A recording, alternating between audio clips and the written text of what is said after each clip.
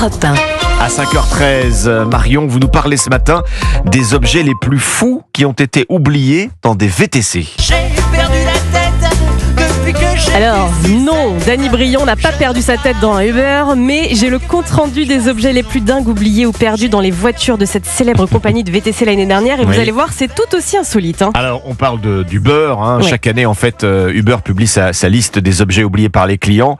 Ça fait toujours beaucoup parler. Et oui, parce qu'on se demande ce que faisaient les gens avec ces objets, et encore plus, comment ils ont pu les oublier. L'année précédente, en 2023 par exemple, je vous en avais parlé, Alexandre, dans le oui. top des objets les plus étonnants oubliés dans les voitures, il y avait quand même un appareil respiratoire, un caddie de chez Picard et une robe de mariée. Alors oui, il faut le faire, mais vous allez voir, le compte-rendu de l'année 2024 est encore plus dingue. La robe de mariée, ça sent l'acte manqué quand même. C'est vrai, vous avez raison. Bien comme il faut. Alors là, moi, je vais vous donner le top 3 des objets qui ont été les plus oubliés, les plus souvent oubliés l'année dernière dans ces véhicules VTC. Donc, numéro 3, les clés. Bon, Oui, un bon. classique. Hein. Numéro 2, les portefeuilles. Ça, c'est embêtant. Hein. Et puis, numéro 1, les téléphones, Marion. Oui, alors tout ça, on le comprend, Alexandre, on s'y attendait, mais accrochez-vous parce que moi, j'ai les objets les plus inattendus et je vais aussi vous faire mon petit podium d'après le site de VTC. À la 3e position, c'est un piège à fantômes de Ghostbusters. Alors, on ne sait pas s'il était vrai plein piège, ou non. comme dans le film. Comme dans le film, un piège à fantômes véridique. 2e Bon. position, une corne à boire viking. Ouais. Ouais.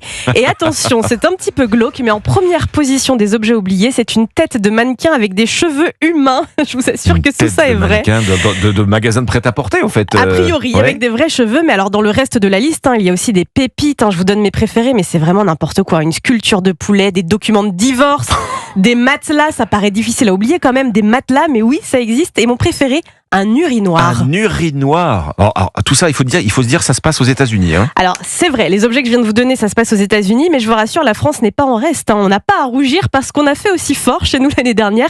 Les chauffeurs Uber français ont retrouvé une dent en or, un Bon. plot de chantier, certainement vestige d'une soirée arrosée, un bidon d'eau bénite de Lourdes, oui, ou encore des animaux comme une tortue et 2 chats. Je vous rassure, ils ont été récupérés par leurs propriétaires. Bon, il faut être un petit peu étourdi pour oublier ce genre de choses. Alors, moi, dans un personnellement, taxi, dans un c'est vrai. VTC. Oui, mais je leur jette pas la pierre, ça pourrait m'arriver. D'ailleurs, j'ai aussi le classement des villes où les passagers sont les plus tête en l'air, et c'est à Angers, ma ville d'origine, figurez-vous. Angers, tiens Voilà. donc.